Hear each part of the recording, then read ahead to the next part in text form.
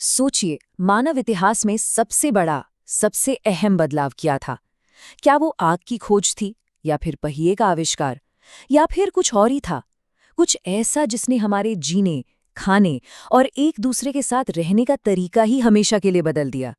तो चलिए सीधे चलते हैं पाषाण युग में और देखते हैं उस टर्निंग पॉइंट को। ये विश्लेषण मानव इतिहास के सबसे जरूरी अध्यायों में से एक यानी नवपाषाण क्रांति को समझने में मदद करेगा, खासकर अगर किसी परीक्षा की तैयारी चल रही हो। तो इसमें गहराई से उतरते हैं। सबसे पहला सवाल, आखिर ये क्रांति थी क्या? देखिए, ये कोई एक दिन की लड़ाई या जंग नहीं थी, बिल्कुल नहीं, बल्कि ये तो हजारों सालों में फैला एक धीमा लेकिन बहुत ही शक्तिशाली बदलाव था। और पता है, नवपाषाण क्रांति शब्द हमें दिया था पुरातत्वविद वी गॉर्डन चाइल्ड ने। उन्होंने इस दौर में हुए जबरदस्त सामाजिक और आर्थिक बदलावों को दिखाने के लिए इस शब्द का इस्तेमाल किया, क्योंकि इन बदलावों ने मानव समाज की नींव ही हिलाकर रख दी थी। तो सबसे जरूरी बात क्या है? बस इतना समझ लीजिए कि इंसान खाद्य संग्राहक से खाद्य उत्पादक बन गया। मतलब पहले जो कुछ भी प्रकृति से मिलता था उसी पर गुजारा होता था, लेकिन अब इंसान खुद फसलें उगाकर और जानवरों को पालकर अपना भोजन पैदा करने लगा था। ये प्रकृति के साथ हमारे रिश्ते में एक बहुत बड़ा बदलाव था। इस क्रांति को ठीक से समझने के लिए हमें थोड़ा समय में पीछे जाना पड़ेगा। देखिए, पाषाण युग को मोटे तौर पर 3 हिस्सों में बांटा गया है: पुरापाषाण, मध्यपाषाण और नवपाषाण काल। ये टाइमलाइन हमें आगे की कहानी को समझने में मदद करेगी। चलिए आगे बढ़ते हैं और देखते हैं कि ये क्रांति इतनी बड़ी बात क्यों थी। और इसके लिए हमें पहले ये समझना होगा कि इस क्रांति से पहले की दुनिया आखिर थी कैसी।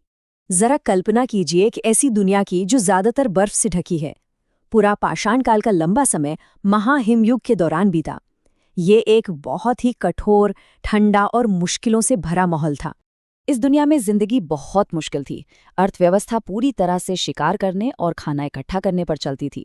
लोग एक जगह टिक कर नहीं रहते थे, बल्कि जानवरों के झुंडों के पीछे छोटे छोटे ग्रुप्स में घूमते रहते थे। उनके पत्थर के औजार भी बड़े और खुरदुरे हुआ करते थे। लेकिन हाँ, इसी दौर में उन्होंने एक बहुत जरूरी चीज सीखी: आग पर काबू पाना। पुरापाषाण की उस बर्फीली दुनिया और नवपाषाण की नई दुनिया के बीच एक पुल था, एक बदलाव का दौर, जिसे हम मध्य पाषाण काल कहते हैं। इसने ही पुराने को नए से जोड़ा। अब देखिए, दुनिया बदल रही थी, हिमयुग खत्म हो रहा था और मौसम गर्म होने लगा था। नतीजा, विशाल मैमथ जैसे बड़े जानवर खत्म हो गए और उनकी जगह छोटे और फुर्तीले जानवरों ने ले ली। अब जिंदा रहने के लिए इंसानों को भी बदलना था, और वो भी तेजी से।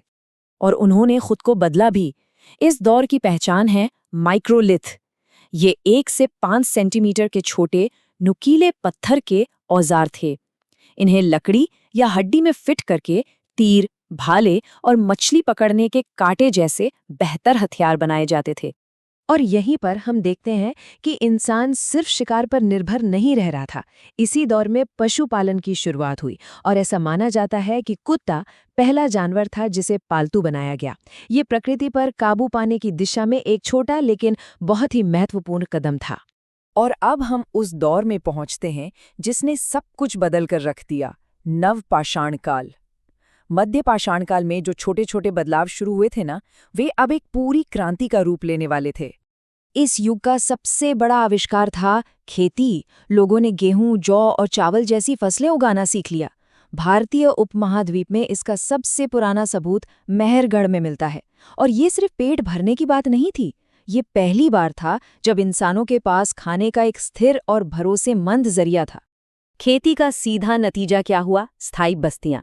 जब खाने के लिए भटकना नहीं पड़ा तो लोग एक ही जगह पर बसने लगे। खाना बदोश जिंदगी खत्म हुई और पहले गांव बसने लगे। कश्मीर के बुर्जहोम जैसी जगहों पर जमीन के नीचे गड्ढे बनाकर घर मिले हैं। यहीं से सामुदायिक जीवन यानी कम्युनिटी लिविंग की नींव पड़ी।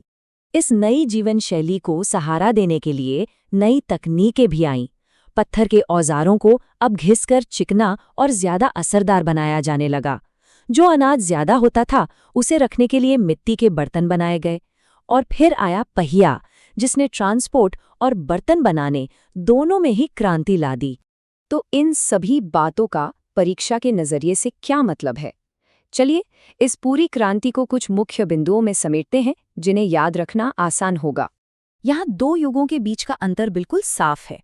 पूरा पाषाण काल में अर्थव्यवस्था परजीवी थी, यानी प्रकृति से सिर्फ लेना।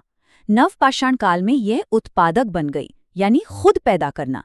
बस्तियां खानाबदोश से स्थायी हो गईं, औजार खुरदुरे से पॉलिश वाले हो गए और समाज छोटे घूमते हुए समूहों से बड़े बसे हुए समुदायों में बदल गया। बस यही इस क्रांति का सार है। और आखिर में एक सवाल जो सोचने पर मजबूर करता है। खेती और स्थायी बस्तियों ने हमें शहरों, साम्राज्यों और आज की टेक्नोलॉजी तक पहुंचाया, लेकिन इसी ने बढ़ती आबादी, सामाजिक भेदभाव और पर्यावरण पर दबाव जैसी समस्याएं भी पैदा कीं। तो प्रकृति पर काबू पाकर क्या हमने अपनी सबसे बड़ी उपलब्धियों का रास्ता खोला या अपनी सबसे बड़ी मुश्किलों की नींव रखी? ये एक ऐसा सवाल है जिसके बारे में इतिहास हमें आज भी सोचने पर मजबूर करता है।